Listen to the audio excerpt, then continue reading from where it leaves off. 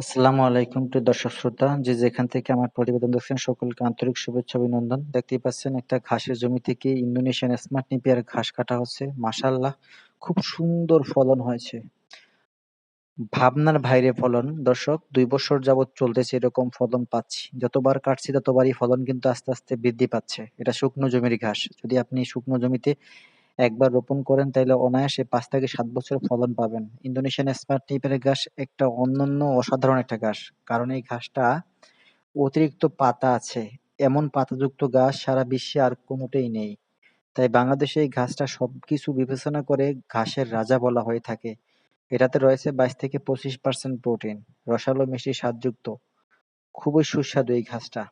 প্রচুর পরিমাণ রস। দর্শক, এই ঘাসটা যদি আপনি কাটিং সংগ্রহ করতে চান তাহলে স্ক্রিনে দেওয়া নাম্বারে যোগাযোগ করে কাটিং সংগ্রহ করতে পারেন। ধন্যবাদ সকলকে।